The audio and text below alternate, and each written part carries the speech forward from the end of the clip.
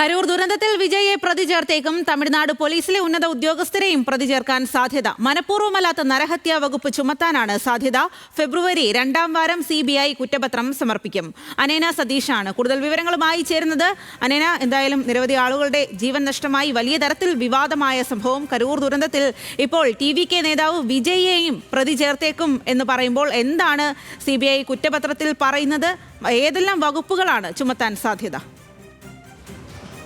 സ്വാതി, നരഹത്യ വകുപ്പ് വിജയ്ക്കെതിരെ ചുമത്തിയേക്കുമെന്നുള്ളൊരു വിവരമാണ് ഈ ഒരു ഘട്ടത്തിൽ പുറത്തേക്ക് വരുന്നത്. എന്തായാലും തമിഴ്നാട് പോലീസ് നൽകിയ മൊഴിയാണ് ഈ കേസിൽ വിജയ്ക്ക് കുരുക്കായി മാറിയിരിക്കുന്നത്. റാലിയിൽ വൻ ജനപങ്കാളിത്തം ഉണ്ടാകുമെന്ന് TVK അറിയിച്ചിരുന്നില്ല എന്നാണ് തമിഴ്നാട് പോലീസ് നൽകിയിരിക്കുന്ന മൊഴി. അതുപോലെ തന്നെ 30,000-ത്തിലധികം പേരെത്തിയതാവാം ഈ അപകടത്തിലേക്ക് നയിച്ചത്. ഇതൊക്കെയാണ് പോലീസ് ഉദ്യോഗസ്ഥർ നൽകിയിരിക്കുന്ന മൊഴി. ഈ മൊഴി ആസ്പദമാക്കിയായിരിക്കും ഇനി വിജയ് നിന്ന് കൂടുതൽ വിവരങ്ങൾ ശേഖരിച്ചേക്കും. അതുപോലെ തന്നെ TVK പാർട്ടി നേതാക്കളുടെ മൊഴിയും വിജയുടെ മൊഴിയും തമ്മിൽ വൈരുദ്ധ്യമുണ്ടോ എന്ന കാര്യങ്ങൾ കൂടി CBI പരിശോധിക്കും. എന്തായാലും വിജയെ പ്രതി ചേർക്കുമെന്നൊരു ഈ കരൂർ ആൾക്കൂട്ട ദുരന്തത്തിൽ വിജയെ പ്രതി ചേർക്കുമെന്നൊരു വിവരമാണ് ഇപ്പോൾ പുറത്തേക്ക് വരുന്നത്. നമുക്കറിയാം, ഇത് 2ാം തവണയാണ് ഈ കരൂർ ആൾക്കൂട്ട ദുരന്തവുമായി ബന്ധപ്പെട്ട് CBIക്ക് മുന്നിൽ വിജയ് ഹാജരാവുന്നത്.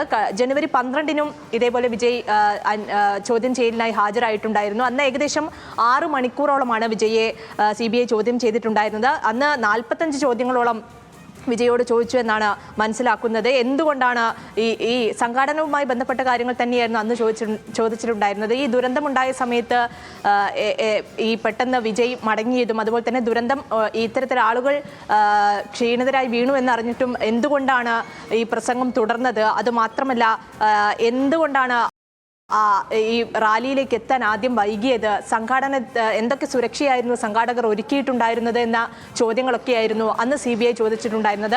അന്ന് വിജയ് പറഞ്ഞിരുന്നത് കാര്യങ്ങളെല്ലാം കൃത്യമായി ഭരണകൂടത്തെ അറിയിച്ചിരുന്നു, പക്ഷെ അവർ ആവശ്യമായ സുരക്ഷ ഒരുക്കിയിരുന്നില്ല എന്നൊരു കാര്യമെന്ന് വിജയ് അന്ന് പറഞ്ഞിട്ടുണ്ടായിരുന്നത്. എന്തായാലും ഇപ്പോൾ 2ാം ഘട്ട ചോദ്യം ചെയ്യലിനായാണ് ഇന്ന് 11 മണിയോടെ വിജയ് CBI ആസ്ഥാനത്തെത്തിയത്.